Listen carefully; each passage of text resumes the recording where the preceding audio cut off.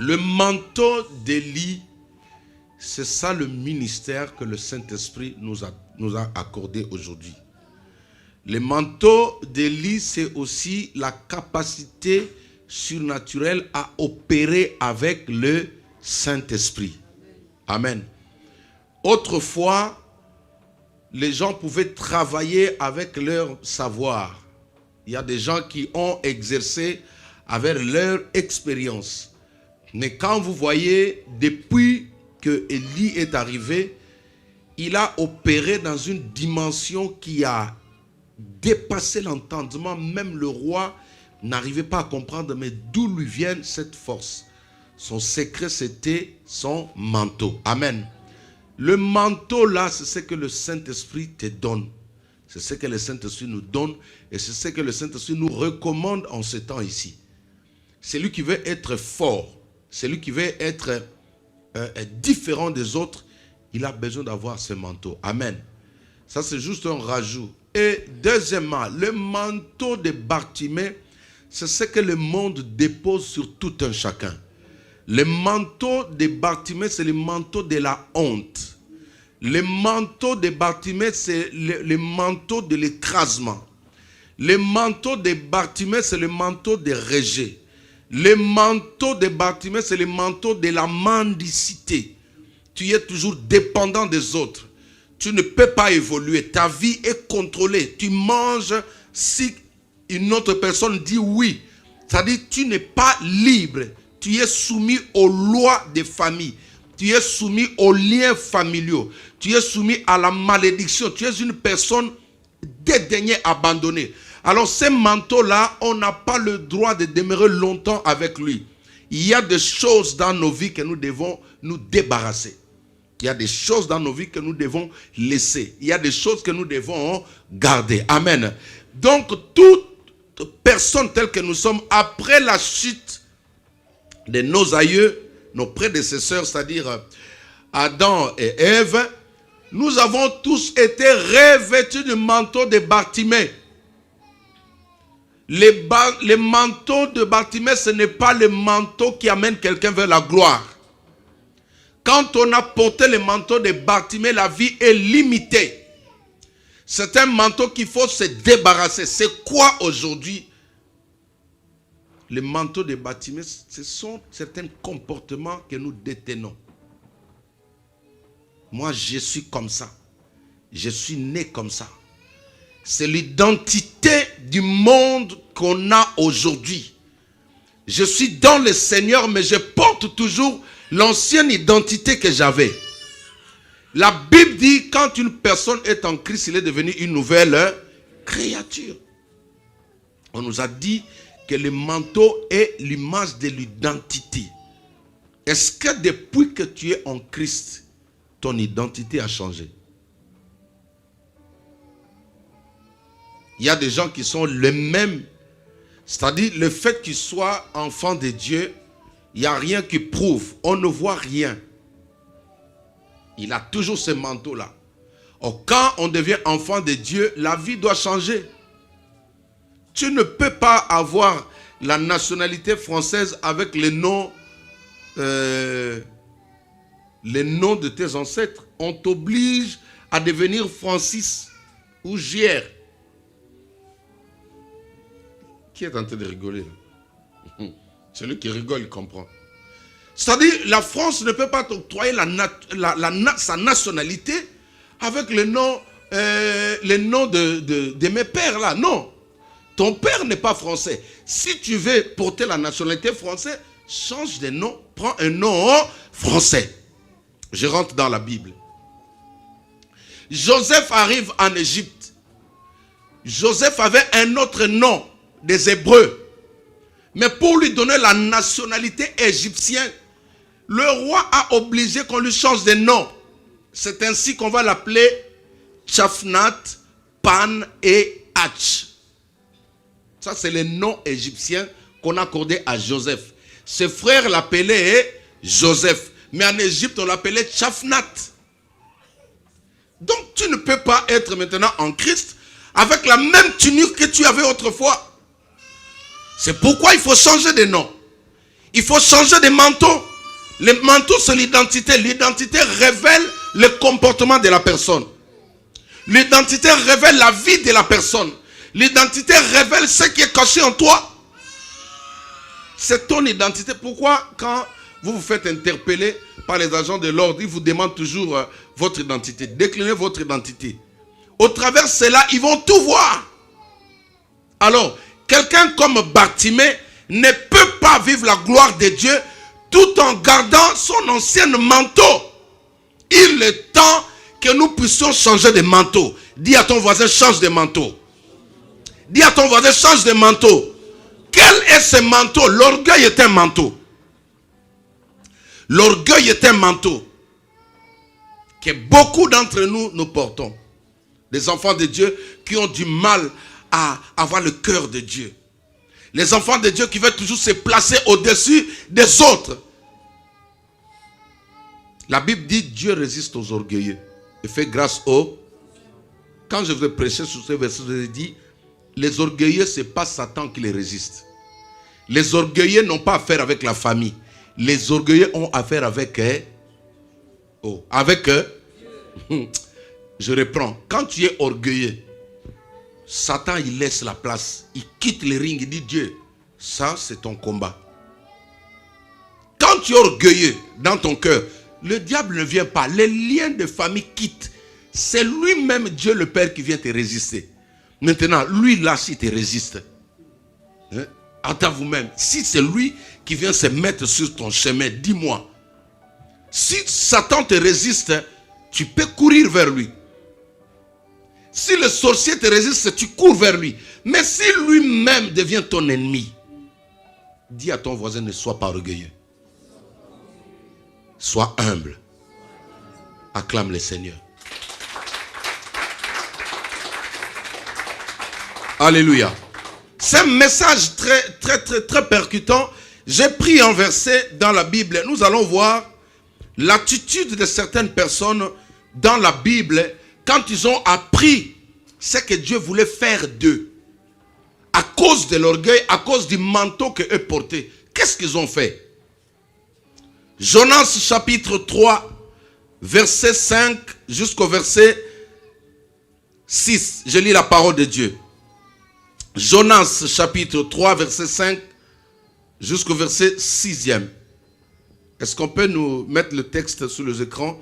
Jonas chapitre 3, oui, verset 5 jusqu'au verset 6e. Amen. Faisons la lecture ensemble. Pour ceux qui n'ont pas leur Bible sur place, on va lire ensemble. Amen. À 3, 1, 2, 3. Les gens de Ninive crurent à Dieu. Ils publièrent un jeûne et se revêtirent de sacs, depuis le plus grand jusqu'au plus petit. Continuez. La chose parvint au roi de Ninive. Il se leva de son trône, ôta son manteau, se couvrit d'un sac et s'assit sur la cendre. Est-ce qu'on peut acclamer la parole de Dieu? Si on peut continuer le verset 7, c'est aussi bien. On va continuer. Le verset 7 à 3. Et il fit faire dans Ninive cette publication par ordre du roi et de ses gens, que les hommes et les bêtes, les bœufs et les brebis ne goûtent de rien, ne pèsent point et ne boivent point d'eau. Pour la première fois dans la Bible, un pays entre en gêne avec les animaux. Un pays entre en gêne avec les animaux. C'est-à-dire, c'est comme dans votre maison là. Maman Thierry dit, bon, je vais me mettre en gêne. Même les chats qui étaient à la maison là, toi aussi tu entres en gêne là. Voici l'illustration ici. Alors j'explique. Vous connaissez tous l'histoire de Jonas, n'est-ce pas? Jonas, c'est un évangéliste, un prophète de cette époque. Ninive, c'est une ville où il y avait toutes sortes de perversités, toutes sortes de choses qui ne plaisaient pas à Dieu. Ninive. Alors que Dieu aimait ces contrées-là. La Bible dit, Là où les péchés abondent, la grâce. Là où les péchés abondent, la grâce. Malgré qu'ils étaient dans le péché, mais Dieu les aimait. La Bible dit que le péché des Ninivites construisit une montagne devant l'Éternel. C'est-à-dire le péché a empêché Dieu à voir la vie des Ninivites. Le péché rend Dieu aveugle. Quelqu'un qui pêche, Dieu a du mal à le voir. Quelqu'un qui est dans le péché s'éloigne de Dieu. C'est pourquoi Ésaïe chapitre 59 verset 2, la Bible dit: la main de l'Éternel n'est pas courte pour agir, mais ce sont vos péchés qui dressent un mur entre vous et Dieu. Donc, qu'est-ce que Dieu va faire? Dans son amour, il dit, bon, ils sont dans le péché, je ne veux pas laisser le péché ronger jusqu'à le conduire à la mort. Il va parler, va se révéler à Jonas. Jonas, c'est le prophète de l'époque. Il dit: Jonas, je t'envoie à Ninive. Tu vas là-bas pour leur dire que leur péché me rend aveugle. Alors, vous savez, là où le péché domine, Dieu doit sanctionner. Vous connaissez l'histoire de Sodome et Gomorrhe, tout ça, mais Dieu ne voulait pas refaire le même crime avec les Ninivites. Il envoie un homme de Dieu. Quand l'homme de Dieu vient, il commence à... Non, quand il arrive, à première vue, quand il a regardé maintenant, les Ninivites, c'était des hommes, il y avait beaucoup d'argent, ils étaient puissants, bien assis. Quand il a regardé, il s'est regardé lui-même, il a dit non, ceux-là ne vont pas m'entendre. Ils ne vont jamais m'écouter. Ça nous arrive aussi. Dieu te dit, va prêcher ta copine. Tu vois la voiture avec laquelle elle conduit, elle roule, tu dis, non, elle ne va pas m'écouter. Quand Dieu t'envoie vers quelqu'un, ça veut dire qu'il a préparé déjà le cœur de la personne. N'ayez pas peur de personne. Je reprends, je dis, quand Dieu te montre dans un rêve, va parler de moi à telle personne. Ne regarde pas son profil. Ça, c'est le problème avec Jonas. Le prophète Jonas arrive, il oublie que c'est Dieu qui lui a dit d'aller vers les Ninivites. Mais quand il regarde la ville, il regarde la fortune, il regarde l'argent, il dit non. Je ne peux pas, ces gens-là vont me mettre en prison. Ces gens-là ne vont pas m'écouter. Alors, il conçut dans son cœur. Le diable lui dit, oh Jonas, ils ne vont pas t'écouter. Ils vont dire, déjà tu es mal habillé comme ça, ils ne vont pas t'entendre. Il y a des gens qui se jugent eux-mêmes, mais pour amener la parole de Dieu. Il va prendre l'option, il y avait un navire qui devait aller à Tarsis, un navire commercial. Il va monter dedans pour fuir la mission de Dieu. Vous connaissez la suite. Mais là où il est parti, Dieu va se dresser contre lui. Quand tu as une mission que Dieu t'a donnée et que tu ne le fais pas, Dieu va te poursuivre. Il y a des personnes qui souffrent parce que c'est Dieu qui les frappe, ce n'est pas Satan. Oh là là. Amen. Regarde, quand Dieu met une mission dedans de toi, toi tu dis non Seigneur, l'heure n'est pas encore là. Non Seigneur, laisse-moi encore vivre. C'est Dieu qui viendra ton problème. Est-ce que quelqu'un m'entend? Est-ce que je parle à quelqu'un là? Qu'est-ce que Dieu t'a dit actuellement que tu refuses de faire? La tempête qui s'est dressée, qui s'est levée contre ce navire, à cause de sa désobéissance, les gens, les marchands qui étaient dans les bateaux se sont appauvris. Ils ont dû jeter toute la cargaison, c'est-à-dire leurs marchandises, dans l'eau pour essayer de stabiliser le bateau pour qu'il n'y ait pas de naufrage. Alors que le problème, c'était la désobéissance qui s'appelait Jonas.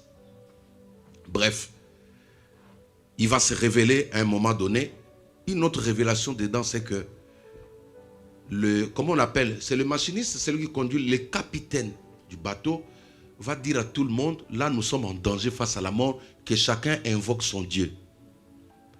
Ils ont commencé à prier. Celui-là a invoqué Bouddha, celui-là a invoqué tout ça. La révélation, c'est que l'écuménisme, Dieu n'est pas dans l'écuménisme. Dieu n'est pas dans le mélange des religions. Maman, fille, là où on mélange 2, 3 religions différentes, Dieu n'entend pas cette prière-là. Regardez dans le bateau, le capitaine dit que chacun invoque son Dieu pour qu'il nous sauve. Ils ont fait des prières tous. Le christianisme ne peut pas se mélanger avec une autre religion pour attirer Dieu. Dieu n'est pas là. Depuis le temps de Jonas, Dieu n'a jamais cautionné le mélange. Bref, quand ils ont fini, le bateau était toujours comme ça. Il criait toujours, Tokoufi, sauvez-nous, sauvez-nous. Finalement, le capitaine va regarder parmi les gens et dit, mais il y a quelqu'un qui était monté dans les navires. Mais pourquoi les autres prient? Il y a une tête que je ne vois pas. Il se peut que celui qui se cache, c'est lui qui est à la base de ce problème. Allez fouiller les bateaux. Les gens sont partis chercher. Pourquoi nous on prie, toi tu restes à la maison? Pourquoi nous on est au front, toi tu restes à la maison? Ils entrent quelque part, ils trouvent Jonas là-bas, comme ça. Il dit viens. Et quand il vient maintenant, j'explique ça, c'est moi. Le capitaine pose la question, il dit mais pourquoi toi tu ne pries pas? Il dit non, le problème c'est moi. Tout ce que vous voyez, toutes ces pertes que vous connaissez, c'est à cause de moi. Il y a aussi des personnes comme ça, quand ils entrent dans ta vie, c'est à cause des pertes.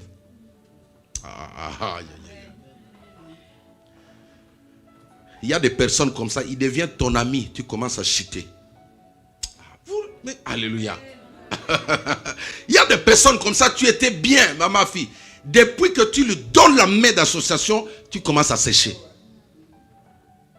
Alors, il dit, lui-même, il propose au capitaine, il dit, jetez-moi dans la mer. Quand ils l'ont pris, ils l'ont jeté dans la mer.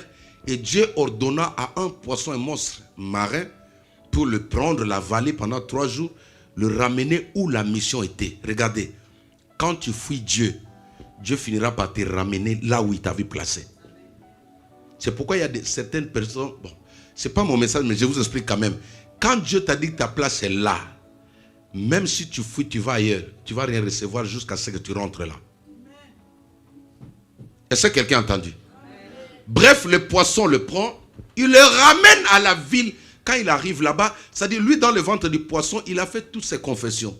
Il s'est repenti dans le ventre du poisson. Il a dit, bon, Père, ça va maintenant, je vais faire ce que tu as. Quand il est rentré maintenant dans la ville, chose étonnante, là où il avait eu peur de la taille de ce que les gens représentaient là, quand il leur a annoncé la parole de Dieu, les gens ont cru.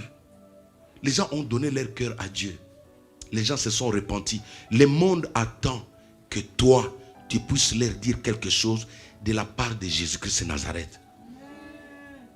Regarde, toute cette connaissance-là, ce n'est pas pour que tu gardes à la maison. Il y a des gens qui souffrent. Il y a des gens qui attendent que tu leur dises seulement « Jésus t'aime ». Il y a des gens qui attendent. Tu ne vas pas écrire toutes ces prédications pour le garder à la maison, non. Ce que tu écris, tu dois parler à une personne. Il faut remplir l'église avec de nouveaux venus.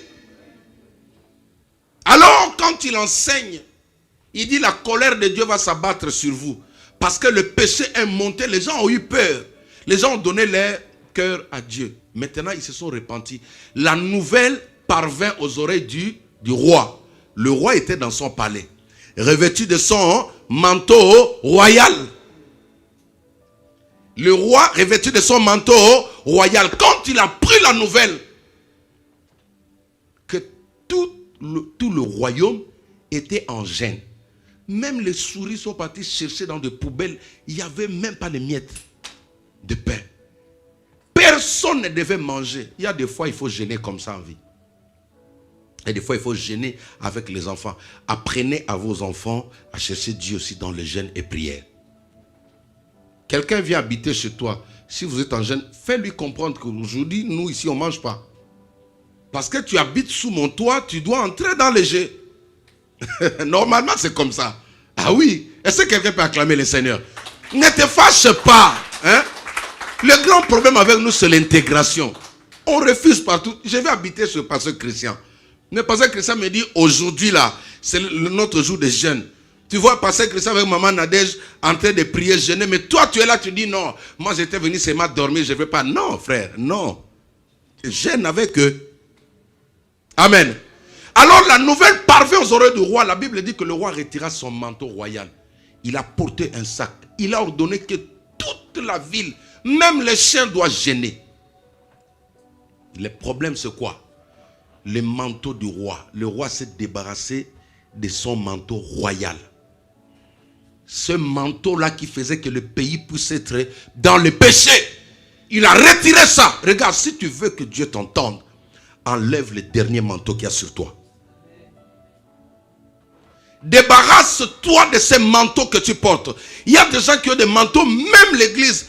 Chers amis, j'ai toujours dit, L'église est le dernier secours de notre vie. Quand la famille ne réussit pas de t'orienter, l'école n'arrive pas à t'orienter, l'église, c'est ta dernière chance. Nous avons été repêchés par l'église. Beaucoup de gens ont été repêchés par l'église. La famille peut échouer parce que ce sont des hommes. L'école aussi peut échouer. Ce sont des hommes. Mais l'église, là où il y a Dieu, ta vie doit changer. Je dis bien, ton caractère doit changer. Ta manière de parler doit changer. Ta manière de vivre avec les gens doit changer. Si tu étais méchant, ton cœur doit changer. Parce que le manteau du monde doit tomber. Le manteau de l'orgueil doit tomber. Le roi se dit, non, ce manteau, je dois l'enlever. Comment peux-tu être dans la présence de Dieu? Tu portes les mêmes atouts que tu avais dans le monde. La même manière de faire, la même réflexion. Non! Le roi s'est revêtu de sac. Le sac, le manteau en sac, c'est l'image de l'humilité. Il s'est rabaissé et dit, oh Dieu, devant toi je ne suis pas roi. Devant toi je m'incline, je me prosterne. Prosterné, nous confessons, tu es Dieu. Il s'est prosterné. Quand tu viens devant Dieu comme ça, Dieu est le roi des rois. Jésus-Christ est le roi des rois. Quand on vient devant lui, on se prosterne. On retire tout ce qu'on a porté. Chers amis, j'insiste, quel est le manteau que tu portes ce matin? Tout le mal que tu commets, dans ton cœur, il se peut qu'il y ait un manteau. Le Seigneur t'appelle à te débarrasser de ce manteau. Dernier et avant-dernier verset, Esther chapitre 8, verset 15. Je viens de parler du manteau de Bartimée, qui est le manteau que le monde te donne, les mauvais caractères, toutes les attitudes du monde que tu as, tu dois t'en débarrasser. Nous allons voir maintenant le manteau d'Élie qui est le manteau de la gloire. Amen. Le manteau d'Élie qui est le manteau de la gloire. Esther chapitre 8 verset 15. La Bible dit ceci. Mardochée sortit de chez lui, sortit de chez le roi plutôt, avec un vêtement royal bleu et blanc, une grande couronne d'or et un manteau de bissous et de pourpre. La ville de Suse poussait des cris et se réjouissait. Est-ce qu'on peut acclamer le Seigneur? Mardochée est le type de l'église que nous sommes aujourd'hui. Mardochée est le type d'Élie. Mardochée est le type de l'église renouvelée. L'église dans la nouvelle alliance. Avant, l'église avait le manteau de honte. Vous connaissez l'histoire de Mardochée. Il y avait l'ennemi des Juifs qui s'appelait Aman. Aman, c'était le premier ministre à côté du roi. Mais un agent du diable, quelqu'un que le diable avait placé à côté du chef de l'État pour nuire aux vrais enfants de Dieu. C'est le problème que le monde a aujourd'hui. Le diable a placé à côté des chefs, à côté des hommes, des influenceurs, des personnes qui sont là, mais pour exécuter les desseins du diable dans la vie des enfants de Dieu. C'est pourquoi la Bible dit dans le livre de Romains, priez pour les autorités. N'insultez pas Macron, mais priez pour lui. Il n'y a pas d'amen. Hein? Certaines décisions, ce n'est pas Macron. Je vous assure, certaines décisions, ce n'est pas Macron. Aman était un envoyé du diable détaché à côté du chef d'État. Il peut sous-souter le président, il peut milouter le président, il peut se montrer plus honnête, mais son objectif, tu vas te placer là pour barrer la route à tous les vrais enfants de Dieu. On voit ça aujourd'hui. Regardez comment les enfants de Dieu sont en train de peiner pour avoir même des petites choses. Mais tu vois quelqu'un qui est dans le mal, il arrive, les portes sont ouvertes. Pourquoi? Parce qu'il y a un Aman là-bas. Maintenant, cet homme, c'est lui qui a poussé le roi à prononcer les dites des morts pour qu'on tue tous les juifs à l'époque. Mardochée était juif. Quand il a pris le message, il envoie le message à sa nièce qui s'appelait Esther, qui était la femme du roi. Amen. Vous connaissez la suite quand ils ont prié, ils ont prié. Bref, un jour, le roi se souvient qu'il y a quelqu'un qui l'avait épargné d'un coup d'état. Il devait mourir. Il pose la question, il dit, je dois faire du bien à quelqu'un. Il appelle Aman. Il pose la question à Aman. Il dit, Aman, que ferais-tu? Quel genre de bien ferais-tu à un homme qui t'a épargné de la mort ou d'un coup d'état? Aman savait que, c'est-à-dire, tout ce que l'homme le plus aimé du roi, c'était lui. Est-ce que vous comprenez? Suivez-moi ici. Lui, il était sûr que ce qu'il va dire, c'est ce que le roi va lui dire. Il a commencé à dire, oh roi, un tel homme, là dans son esprit, il s'est dit, sûrement c'est lui. Un tel homme, il faut que tu enlèves ton anneau. Tu le fais porter. Un tel homme, il faut que tu retires ton manteau royal, que tu le fasses porter. Un tel homme, il faut que tu prennes ton cheval blanc là, le cheval royal, tu le places dessus et qu'on le fasse traverser toute la ville. C'est-à-dire qu'il passe en revue comme un chef d'État sur le tapis rouge, que les gens du pays commencent à clamer, à chanter pour lui. Le roi dit, ok, donc si toi, tu étais à ma place, tu te rappelles de quelqu'un qui t'a épargné de la mort, c'est ce que tu vas lui faire. Il dit, oui, c'est moi. Il lui dit, ok, tout ce que tu as dit, comme tu es le premier ministre, fais ça à Mardoché. Est-ce qu'on peut acclamer le Seigneur? Aïe, aïe, aïe, aïe, aïe. Les amis, une confusion totale. Oh, j'ai pris ce que les ennemis pensent recevoir, que Dieu te le donne au nom de Jésus-Christ. Ah, ton amen ne me rassure même pas. Les bonnes choses sont à prendre. Le roi dit, ce que tu as dit là, hein? Non papa, un tel homme, ton compte à lui. Tout ce il a donné de bonnes idées, mais Dieu lui dit, ok. Non, le roi lui dit, tout ce que tu viens de dire là, toi, fais ça à Mardoché. Mardoché, c'était un mendiant. Il était habillé d'un manteau de honte. Il était habillé d'un manteau d'écrasement. Il ne pouvait même pas entrer dans le palais royal. Il était loin parce que c'était un malheureux. Le roi lui dit, prends tout ce que tu as dit. C'est-à-dire, prends mon manteau royal. Prends mon cheval. Prends l'anneau que je t'avais mis sous ton doigt là. Fais-lui porter. Toi, prends-lui, fais-lui monter sur le cheval. C'est toi qui vas tenir son cheval là. Alléluia. L'heure est venue où tes ennemis vont te faire passer en revue devant le monde. L'heure est venue où ceux qui te critiquaient hier vont faire ta publicité. L'heure est venue où ceux qui parlaient mal de toi vont bien parler de toi.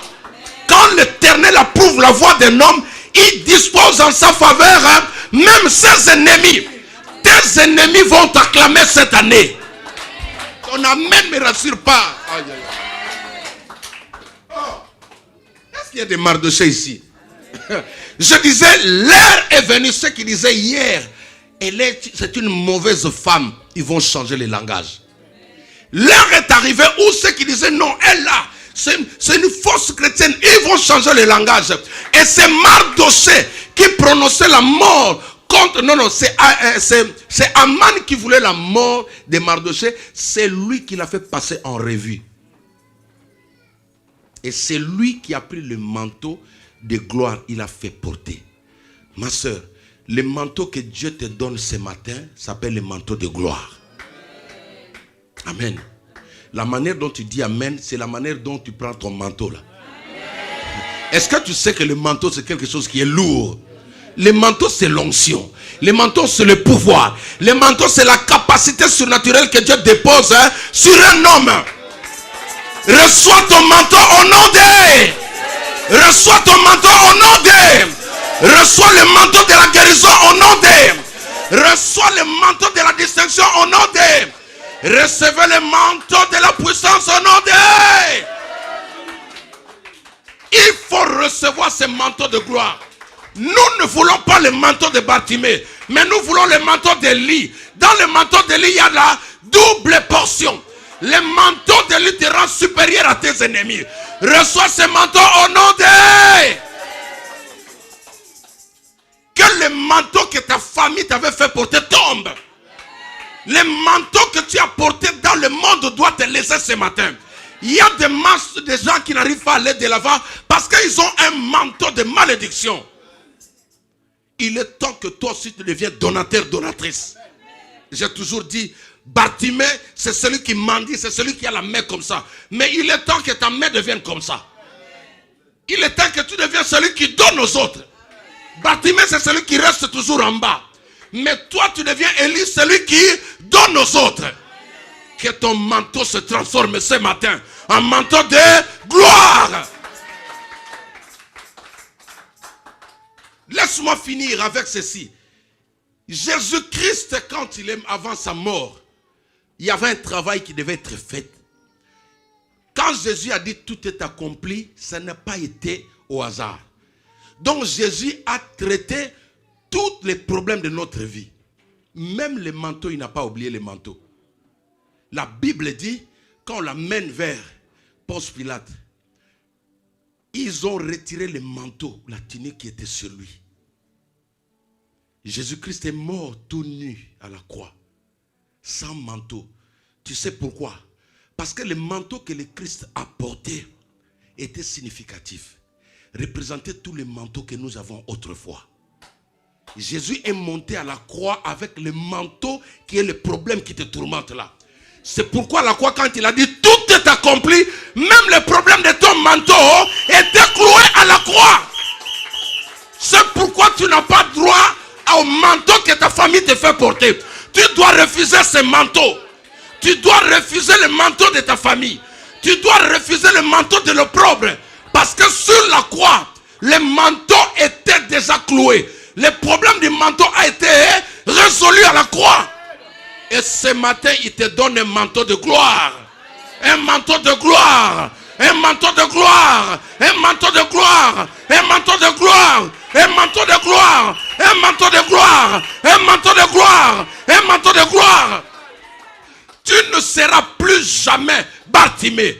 Mais tu seras Élie ce matin parce que le manteau qui est déposé sur toi, c'est le manteau de la gloire.